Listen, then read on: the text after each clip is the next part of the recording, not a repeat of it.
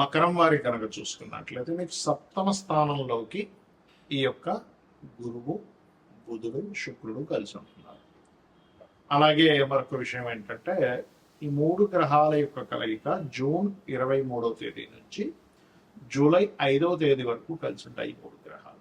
మరియు 3వ భావంలో శని, 2వ భావంలో రాహువు, చతుర్థం నుంచి పంచమంలోకి మారినటువంటి కుజుడు, 6వ భావంలో ఉన్నాడు మంచిదే. మరియు అదేవిధంగా అష్టమ కేతు.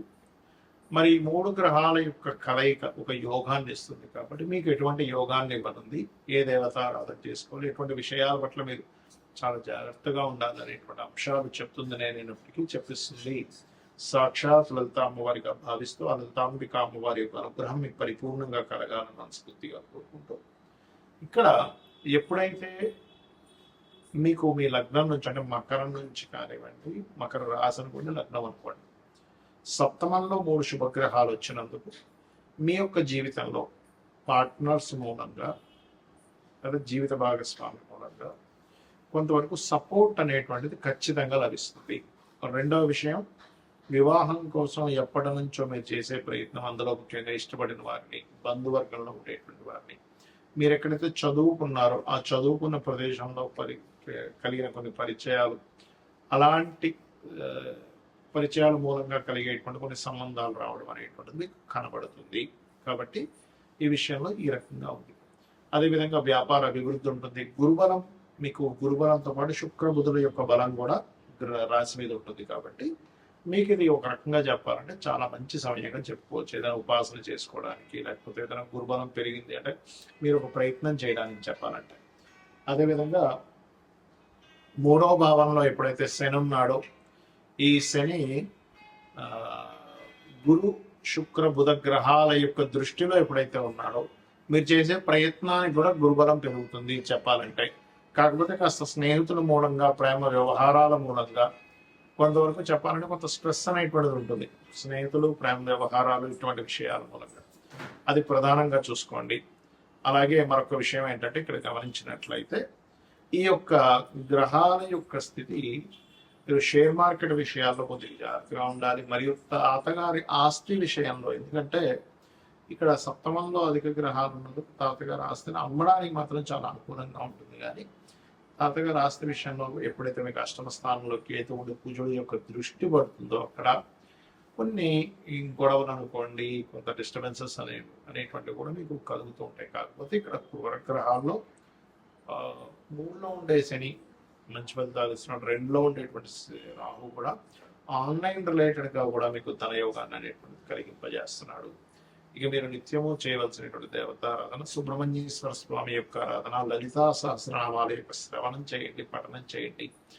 మరియు అదేవిధంగా ఓం దుమ్ దుర్గాయ నమః అనే మంత్రం చేయండి. మీకు అన్ని విధాలు గ్రహాల యొక్క కలయిక ఏదైతే ఉందో ఇది గోచారంలో ఉన్నప్పుడు ఇచ్చే ఫలితాలు, జన్మజాతకంలో ఉండేటువంటి ఫలితాలు ఉంటాయి. మనకి లగ్నం నుంచి 12 భావాల్లో అంటే లగ్నము, ధనస్థానము, పరాక్రమ స్థానం అంటే సిబ్లింగ్ స్థానము, చతుర్థం అంటే గృహస్థానము, సంతాన స్థానము, రుణరోగ శత్రుస్థానము, వివాహము, జీవిత భాగస్వామి స్థానము, ఆకస్మిక సంఘటనలు, తండ్రి, ఉన్నత విద్యలు, అదేవిధంగా వృత్తి, వ్యాపారాలు, లాభాలు, ఇన్వెస్ట్మెంట్స్, ఈ స్థానాల్లో శుభగ్రహాలు కలిసి ఉన్నాయో, పాపగ్రహాలు కలిసి ఉన్నాయా అనేటువంటి చూడాలి. ఎందుకంటే ఇప్పుడు మన గోచారంలో వచ్చినటువంటివి ఏంటంటే ఇది కాలంలో అనుకూలించడం వల్ల, అంటే గవర్నమెంట్ ఏదో ఒక స్కీమ్ పెట్టింది, లేకపోతే ఒక బట్టల షాప్ వాడు ఏదో స్కీమ్ పెట్టాడు, పర్మనెంట్గా 365 రోజులు స్కీమ్ పెట్టగా ఒక సీజన్ అంటాడు, ఈ మాసంలో ఈ ఆషాఢ మాసం సేల్ అంటాడు. అలాగా ఈ గోచారంలో ఉండే గ్రహాలు ఏంటంటే ఫలానా సమయంలో, ఇప్పుడు వరకు మనం చెప్పుకున్నాం గురువు, శుక్రుడు, బుధుడు కలిసి ఉన్నారు, మీ భావం నుంచి, మీ లగ్నం నుంచి ఈ స్థానంలో ఉన్నాడు కాబట్టి ఈ ఫలితాలు మీకు అనుకూలిస్తాయని. కానీ దీనికంటే ముఖ్యంగా మీ జన్మ జాతకంలో ఒక గ్రహం ఒక రాశిలో ఉన్నందుకు ఒక ఫలితం ఇస్తుంది, ఒక నక్షత్రంలో ఉన్నందుకు ఒక యోగాన్ని కలిగి ఉంటుంది. యోగము అంటే ఇంకో గ్రహంతో కలయిక, అది రాశితో కలయిక, నక్షత్రంతో కలిసి ఉందా, లేకపోతే ఇంకొక గ్రహంతో కలిసి ఉందా అనేటువంటి చూడాలి. అది ఒక గ్రహంతో కలిసి ఉందా, 2 గ్రహాలతో కలిసి ఉన్నాయా, 3తోనా, కొంతమందికి 8 గ్రహాలు అష్టగ్రహ కూడంలో కూడా పుడతారు. అష్టగ్రహ కూడం ఈజ్ వెరీ రేరెస్ట్ థింగ్ అన్నమాట. సో అలాగా మీ జన్మజాతకంలో ముఖ్యంగా మీరు గమనించుకోవాల్సింది ఏంటంటే 2 గ్రహాల, అవి శుభగ్రహాల, పాపగ్రహాల గుర్తుపెట్టుకోండి. ఈ శుభగ్రహాలు అంటే ఏమిటి? శుభ ఫలితాలు ఇచ్చే గ్రహాలు, పాప ఫలితాలు ఇచ్చే గ్రహాలు. క్రూర గ్రహాలు శుభగ్రహాలు అంటాం. ఇవి అన్నీ కూడా ఒక్కొక్క స్థానాల్లో ఉన్నప్పుడు ఒక్కొక్క ఫలితాలు ఇస్తాయి. ఎలాగా అంటే ఇప్పుడు శుభగ్రహాలు అంటే ఏమిటి? గురువు, శుక్రుడు, బుధుడు, పూర్ణచంద్రుడు. ఓకే, ఈ 4 కూడా చక్కటి శుభగ్రహాలు. మరి పాప ఫలితాలు ఇచ్చే గ్రహాలు ఏంటంటే ఇందులో వల్ల అర్ధపాపి ఉంటారు. ఎవరు? రవి అర్ధపాపి, పూర్ణపాపి కాదు. అదేవిధంగా క్షీణచంద్రుడు పాప అవుతాడు, పూర్ణచంద్రుడు శుభుడు అవుతాడు. అలాగే పాడైపోయినటువంటి గ్రహం ఏదైనా పాప అవుతుంది. అంటే ఏంటి? నీచంలో ఉంది, పాపగ్రహాల మధ్య ఉంది, అది శుభగ్రహం కూడా పాప ఫలితాలు ఇస్తుంది. అయితే అందులో ప్రధానంగా మనం తీసుకోవాల్సింది రాహువు, కేతువు, శని, కుజ. ఈ 4 ప్రధానంగా పాపగ్రహాలు. రవి అర్ధపాపి అవుతూ ఉంటాడు. సిచ్యువేషన్స్ని బట్టి గ్రహాలు మారిపోతుంటాయి. అయితే ఇక్కడ మీరు అర్థం చేసుకోవాల్సింది, శుభగ్రహాలు మీకు కంప్లీట్గా మీ యొక్క లగ్నం నుంచి, లగ్నంలో కానీ, ధనస్థానం అంటే 2వ స్థానంలో కానీ, 4లో కానీ, 5లో కానీ, 7వ భావంలో కానీ, అదేవిధంగా మీకు లాభభావంలో కానీ శుభగ్రహాలు కలయిక మంచి ఫలితాలను ఇస్తుంది. గుర్తుపెట్టుకోండి. దీంతో పాటు పోర్ట్ఫోలియో కూడా చూడాలి. మరి క్రూర గ్రహాలు ఏమిటంటే ఇవి కూడా మంచి ఫలితాలు ఇస్తాయి. ఎక్కడ ఇస్తాయి చెప్తాను. 3వ భావంలో అంటే పరాక్రమం.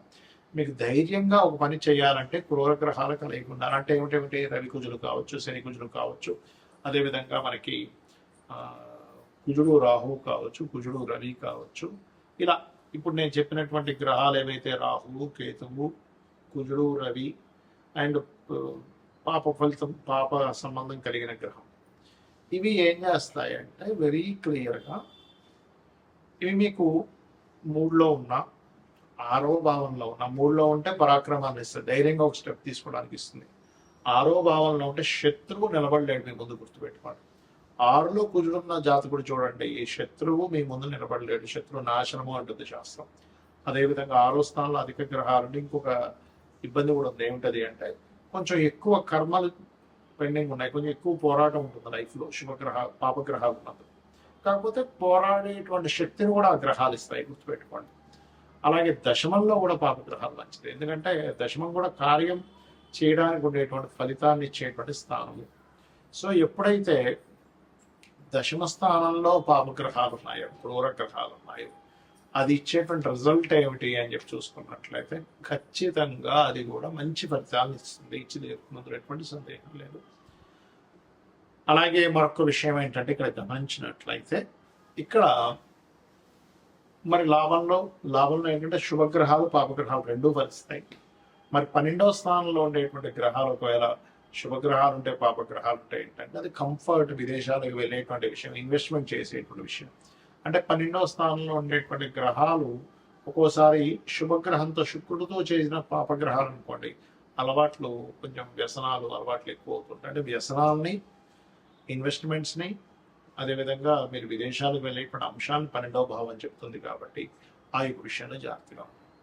మరి 2వ స్థానంలో శుభగ్రహాలు ఉన్నాయి, మంచి ధనవంతుడు అవుతాడు.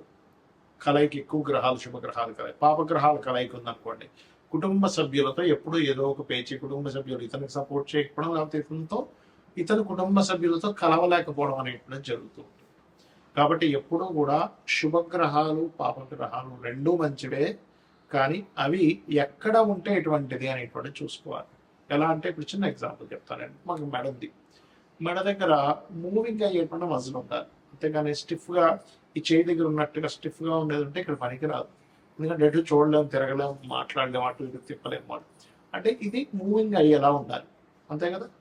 కాళ్ళకి, మోకాళ్ళ దగ్గర మూవ్ అవ్వాలి, కానీ కింద కాళ్ళు, పై భాగం తొడ దగ్గర మూమెంట్ ఉండకూడదు. ఎందుకంటే అక్కడ ఉంటే మనిషి నిలబడలేడు. అంటే మన యొక్క శరీర భాగాలలో ఎక్కడ మీకు బెండ్ అవ్వాలి, ఎక్కడ బెండ్ అవ్వకూడదు అనేటువంటి సిస్టమ్ ఎలా అయితే భగవంతుడు క్రియేట్ చేశాడో, గ్రహాలు కూడా పరాక్రమం ఉండాలా వద్దంటే ఉండాలి. అప్పుడు 3వ గ్రహంలో పాపగ్రహాలు ఉండాలి. శత్రువుపై జయం ఉండాలా, లేదా కాంపిటేటివ్గా తీసుకోవాలా, లేదా కాంపిటీషన్గా ఫీల్ అవ్వాలా, లేదా అంటే 6వ భావంలో పాపగ్రహాలు ఉండాలి. అది చాలా మంచిది.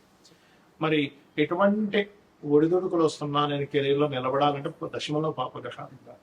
అయితే సహజంగా ఈ పాపగ్రహాలు 3, 6, 12 దశమ స్థానాల్లో ఉంటే చాలా మంచిది, లాభస్థానంలో ఉంటే కూడా మంచిదే. కానీ శుభగ్రహాల ప్లేస్లో శుభుడు, పాపగ్రహాల్లో ప్లేస్లో పాపలు ఉన్నప్పటికీ కూడా పోర్ట్ఫోలియోస్ అంటాయి. అంటే ఏమిటి? ఆ పాపగ్రహాలు మీకు అక్కడ మంచినిస్తుందా, లేకపోతే ఇబ్బందినిస్తుందా? అంటే ఎలాగా? ఆరులో పాపగ్రహాలు ఉన్నాయండి, కానీ అవి ఎప్పుడు ఏదో ఒక కోర్టు కేసుని గొడవలనే చూపిస్తుంది అనుకోండి, అది ఇంకా పెద్ద తలనొప్పి కదా. అందుకని మీరేం చేయాలి, ఎక్కువగా మీకు గొడవలు అవుతున్నాయి, ఆరులో ఉండే పాపగ్రహాలకు సంబంధించిన దానం ఇవ్వండి. ఎందుకంటే పూర్వజన్మ కర్మస్థానాధిపతి ఆరో స్థానం, అంటే మీ డైలీ లైఫ్ ఎలా ఉంటుందని చెప్పేది ఆరో భావము. గొడవలు అవుతున్నాయి, అప్పులు అవుతున్నాయి, ఎప్పుడు ఏదో ఒక ఘర్షణ ఉంటుంది నా లైఫ్లో అన్నప్పుడు మీ లగ్నం నుంచి, అంటే మీది మేషం నుంచి మీనం వరకు ఏ లగ్నమో తెలుసుకొని అక్కడి నుంచి ఆరో స్థానంలో ఉండే గ్రహాలకు దానం ఇవ్వండి. 5వ భావంలో ఉండే గ్రహానికి సంబంధించిన మంత్రం చేసుకోండి. అన్ని విధాలు మీకు బాగుంటుంది. శ్రీమాత్రేయ నమః.